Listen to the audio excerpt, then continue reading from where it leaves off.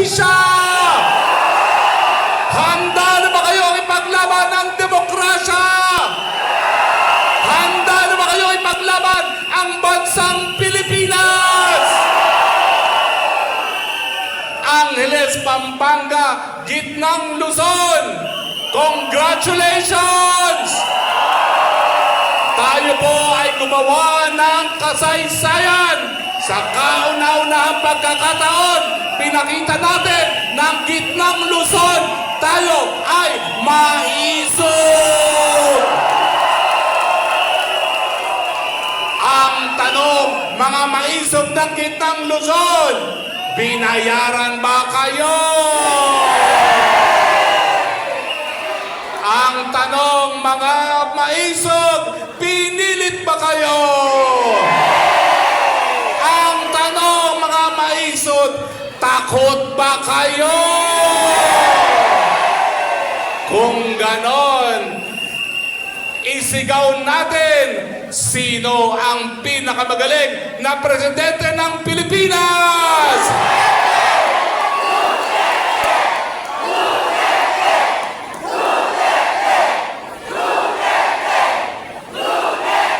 Isigaw ninyo, sinong gusto nyong mamuno sa Pilipinas?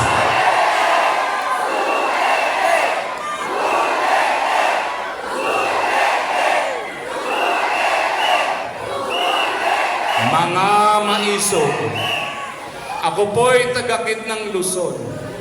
Pero ako po, hihingi po ako ng tawad sa inyo.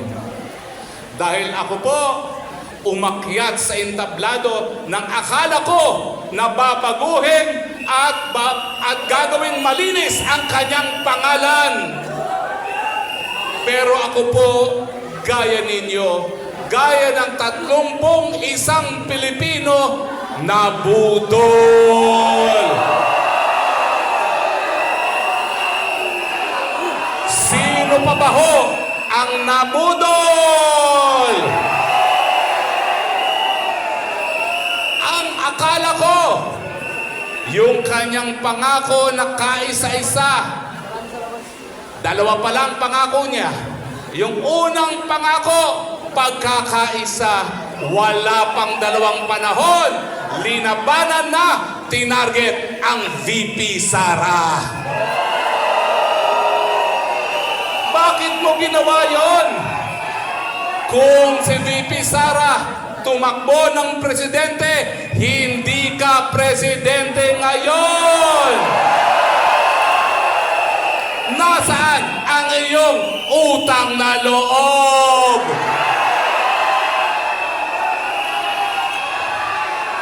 Hindi lang pagkakaisa ang binaling pangarap.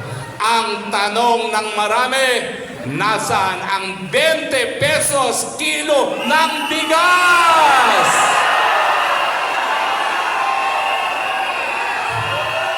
Ang sabi mo, pangangalagaan mo mga magsasaka, pues, bakit mo hinayaang mamatay sila? Dahil import and smuggling! Ang sabi mo, sisiguraduhin mo na magkaroon ng katuparan ang pangarap ng mga Pilipino na mas mataas na antas ng kabuhayan. Bakit ngayon ang pagkagutom pinakamatindi sa gobyerno ng adiktador Marcos Jr.?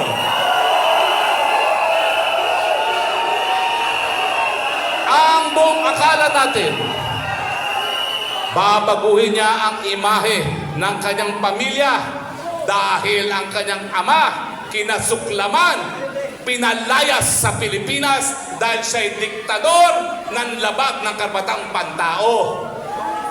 Pero anong ginawa niya? Wala pang 1 taon, pinakulong ang mga nagtatanong kung paano ginastos ang kaban ng bayan.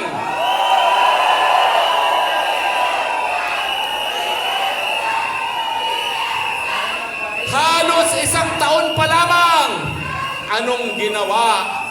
Tinanggalan ng prangkisa ang SMNI.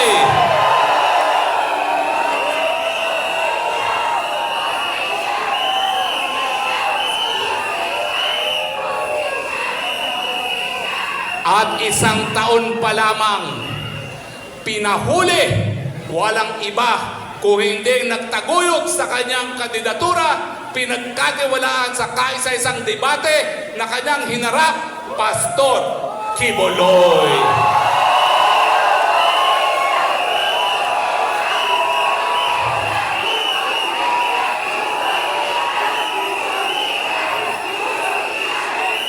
Dalawang taon na nakaluklok sa pwesto. Anong ginawa sa Pilipinas? Napakataas na presyong bilihin, napakababang sahod at kulang na mga trabaho. Pero hindi lang po yan ang pinakamasamang nangyari. Ngayon po, hindi lang tayo gutom. Ngayon po, kinakaladkad pa tayo sa gera na wala pong mabubuhay.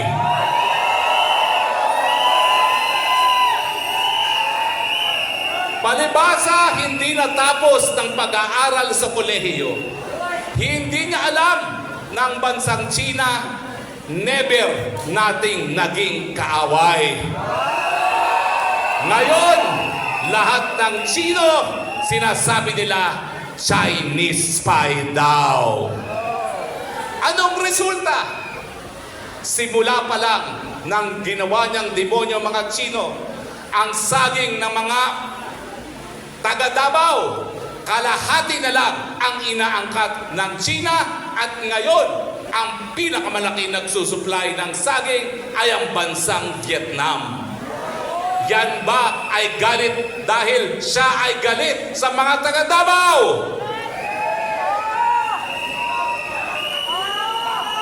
Bakit pinaglalaban ang transparency? Dahil nga po, hindi natin maintindihan. Nung una, ang sabi niya, China ang pinaka-importante nating kaalyado. Ngayon, ang sabi niya, China ay kalaban. Kinakailangan payagan ng mga Amerikanong gamitin ang ating mga base militar. At ngayon, mga kaibigan, mga taga-Central Luzon, meron po tayong banta dahil pinayagan niyang mga Amerikano mag-deploy ng mid-range missile launchers na naging dahilan kung bakit kamuntik nang magkaroon ng nuclear war sa panig ng Russia at ng Amerika. Bakit kinakailangan ng transparency? Meron bang tao na nasa tamang pag-iisip na nais mamatay ang mga Pilipino? Meron bang nasa tamang pag-iisip na nais na magunaw ang bansang Pilipinas sa gera na wala naman tayong interes? Kaya nga, Mr. President, hindi po pwedeng pinagtatawanan ang tanong kung ikaw ay adik dahil may karapatan po kami malaman ang mga importasyon na makakaapekto sa aming buhay. Sumagot ka, Mr. President. Adik ka ba?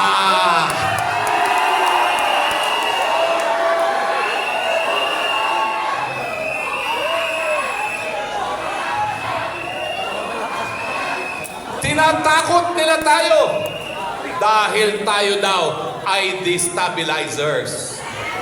Destabilizers pa kayo!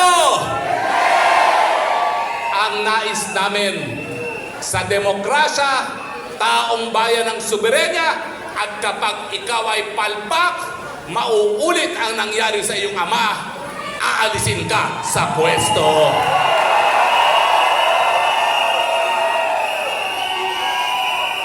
Mga taga Central Luzon, handa na ba kayong maghusga? Handa na ba kayong husgahan ang PBBM? Ang tanong, ano ang husga nyo kay PBBM?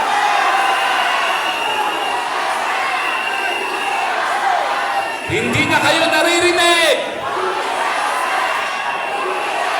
Mahina dito.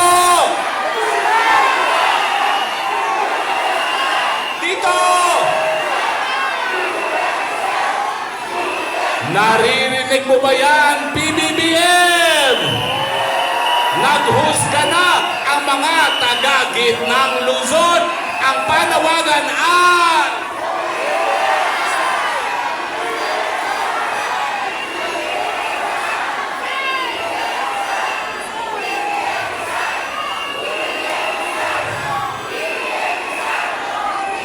nung isang araw, may lumabas kong balita. Amerikanong nagsulat. Anong sinabi nila? Sa kagustuhan ng mga nagpoprotekta kay BBM sa kanyang pwesto, siniraan nila ang Sinovac.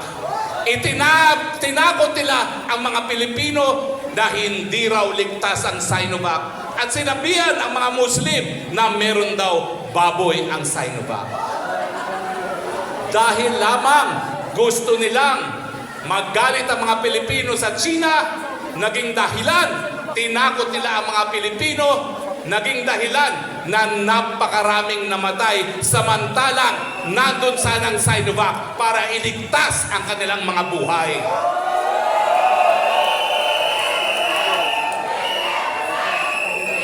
Ang tanong, ang best friend ni PBBM, mga Amerikano, gawain ba ng kaibigan?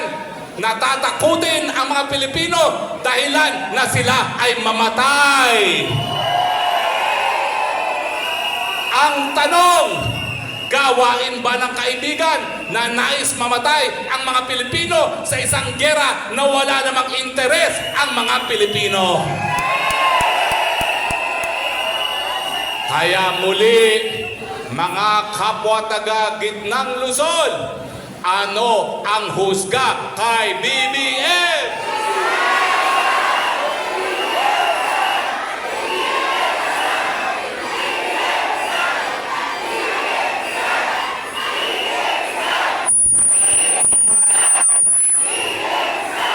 Sa aming mga katunggali, ang araw na ito, ginugol nila para siraan ako. Pero anong nangyari? Akala nila, palibasa, siniraan nila ako ay magpapasupil. Sa inyong mga kampo ng kadiliman, ito lang ang sasabihin ko, lalo nyo akong siraan, lalo akong magsasalita, lalo akong maninindigan, dahil hindi dapat palaik ang puwersa ng kadiliman. Hanggang sa kamatayan, mamamatay para sa bansang Pilipinas. Siraan nyo ako ng siraan, lalo nang lalakas ang aking boses. Ano ang ating husga kay BBM?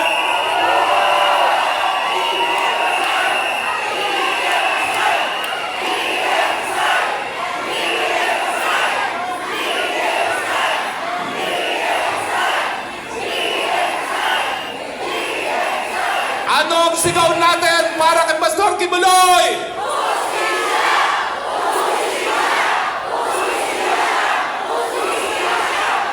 Handa ba kayong mamatay para sa inang bayan?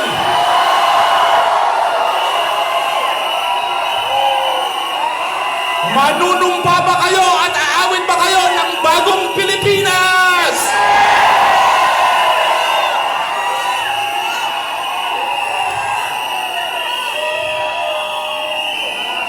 Isa lang po ang mensahe ng mga maisod.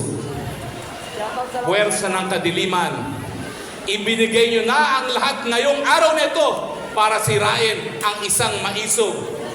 Ang resulta, lalo tayo naging matabang, lalo tayo magiging maisog!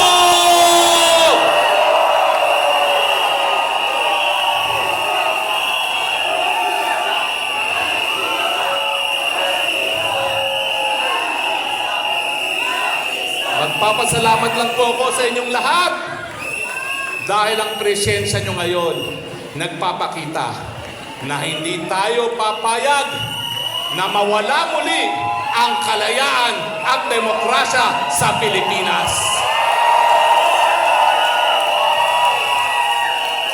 Ngayon naman po, ang sabi nyo kanina, sino ang pinakamagaling na presidente ng Pilipinas?